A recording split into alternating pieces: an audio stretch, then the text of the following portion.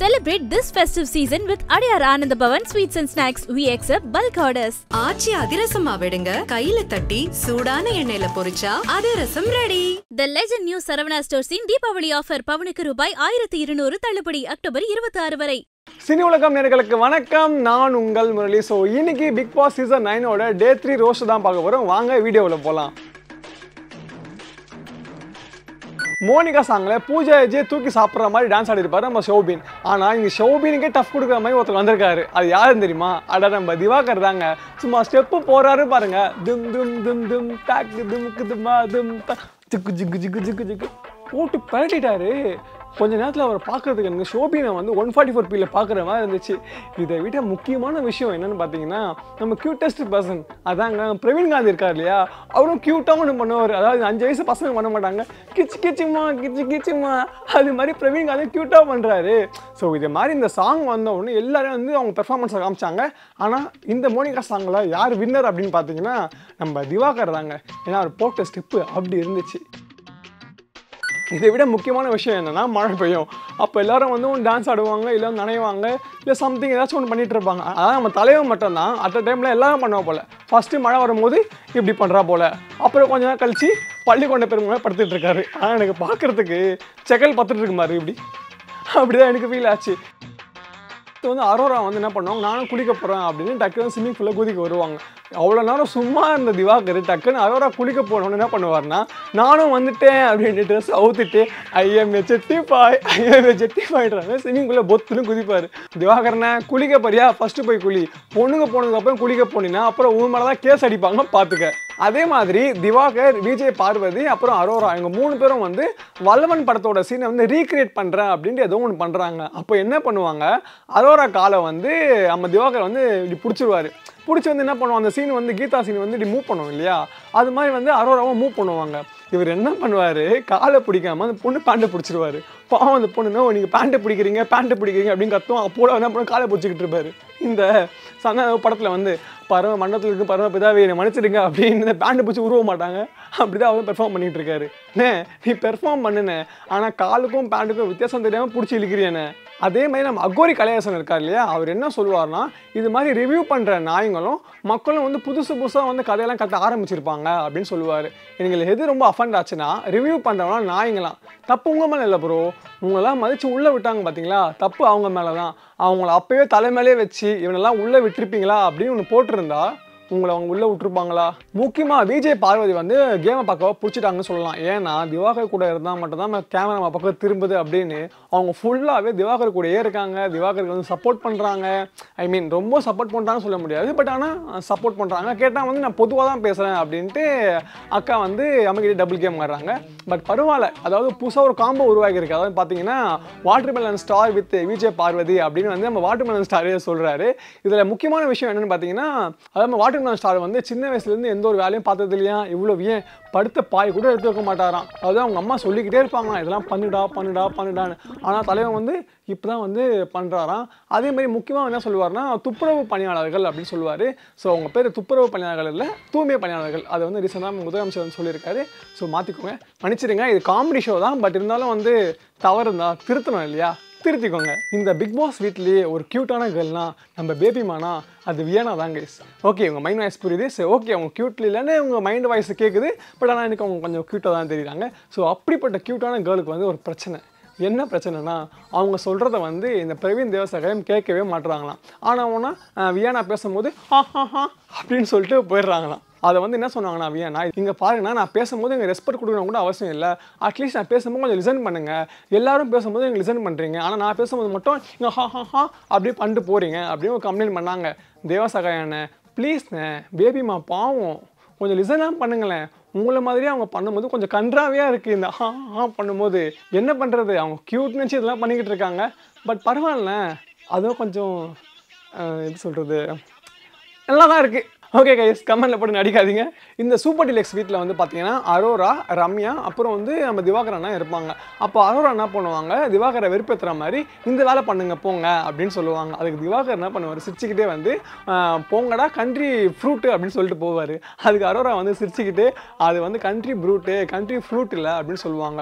அதுக்கு ரம்யா உடனே கண்ட்ரி ஃப்ரூட்டா அப்படின்னா என்ன அர்த்தம் அப்படின்னு கேட்க அதுக்கு அரோரா வந்து யோசிச்சுக்கிட்டே இருப்பாங்க. அது வந்து எப்படி சொல்கிறது அப்படி சொல்லும் போது உடனே வந்து ரம்யா வந்து முட்டாள்கள் அர்த்தமா அப்படின்னு சொல்லுவாங்க. அதுக்கு வந்து அரோராவும் ஆமாம் அப்படின்னு சொல்லிடுவாங்க.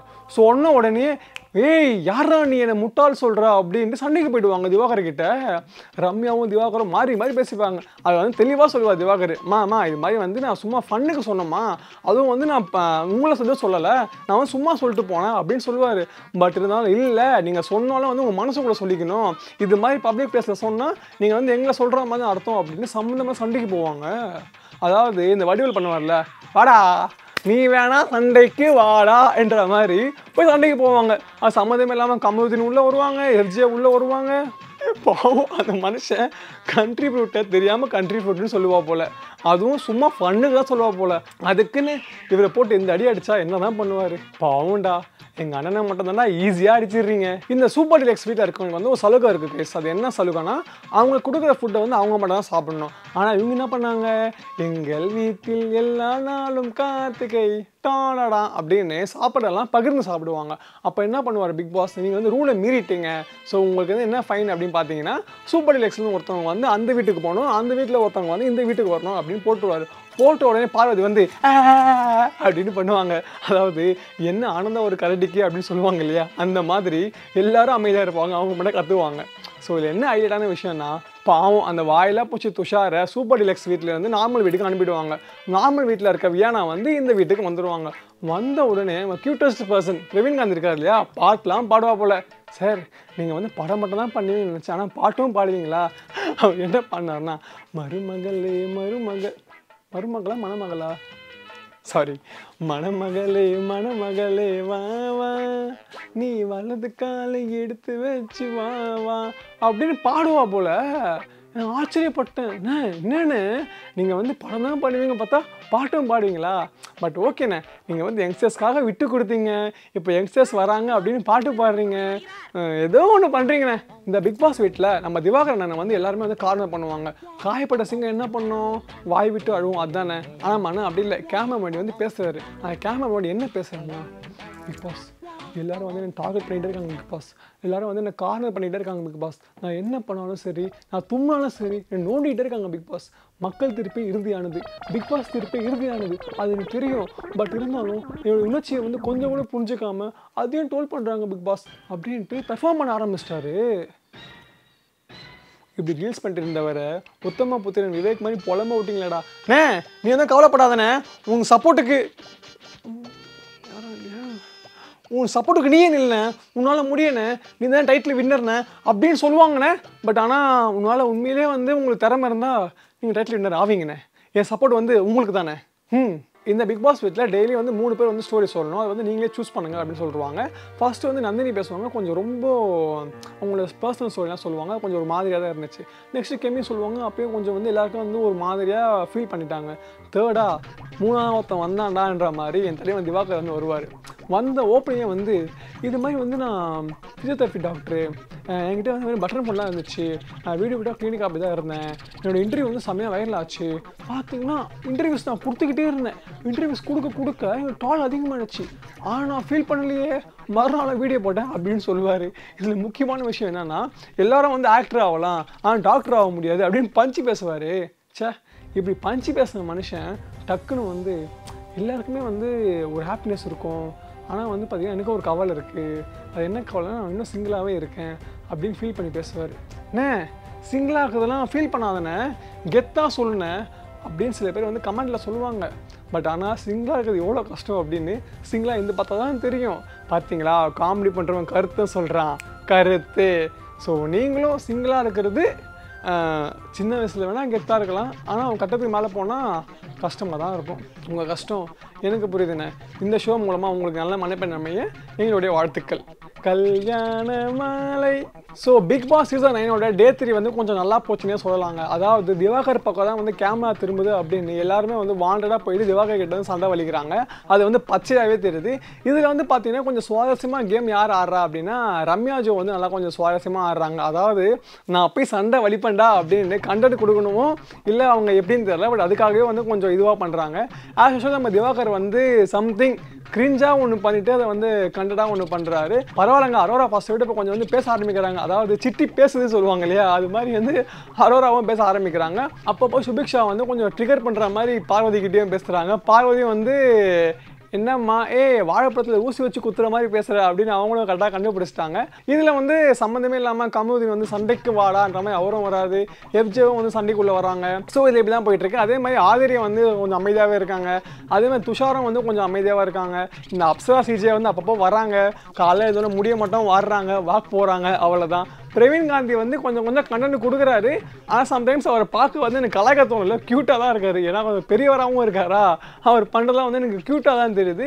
இதில் வந்து அகைன் நான் சொல்கிற விஷயம் என்னென்னா, நான் எக்ஸ்பெக்ட் பண்ண ஒரு கேரக்டர் யாருன்னா நான் விக்கல்ஸ் விக்ரம் தான்.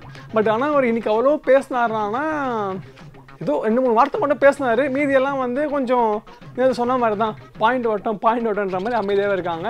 அப்பப்போ வந்து கெமி கொஞ்சம் வந்து சம்திங் சொல்லுவாங்க இல்லையா, சண்டைக்கு சம்மந்தமே இருக்க மாட்டாங்க, ஆனால் வந்து சண்டை போடுவாங்க இல்லையா, அந்த மாதிரி கேரக்டர் வந்து உள்ளே வராங்க. ஸோ ஓவரால் டே 3 வந்து கொஞ்சம் நேற்றை விட கொஞ்சம் நல்லாவே போச்சுன்னு சொல்லலாம். ஸோ இந்த வீடியோ உங்களுக்கு பிடிச்சிருக்குன்னு நினைக்கிறேன். பிடிச்சிருந்தா மறக்காமல் போய் ஷேர் பண்ணுங்கள். ஸோ திவாகரை பற்றி நீங்கள் என்ன நினைக்கிறீங்க, இல்லை அதர் டீமெட்ஸை பற்றி நீங்கள் என்ன நினைக்கிறீங்கன்றதை கீழே கமெண்ட்டில் சொல்லுங்கள். ஸோ அடுத்த வீடியோவில் சந்திக்கும் வரை உங்களிடமிருந்து வெளிப்பெறுவது நான் உங்கள் Murali. Celebrate this festive season with Adyar Anand Bhavan Sweets and Snacks. We accept bulk orders. ஆச்சி அதிரசமா விடுங்க, கையில தட்டி சூடான எண்ணெயில பொரிச்சா அதிரசம் ready. The Legend New Saravana Stores in Deepavali offer பவுனுக்கு ரூபாய் 1200 தள்ளுபடி அக்டோபர் 26 வரை.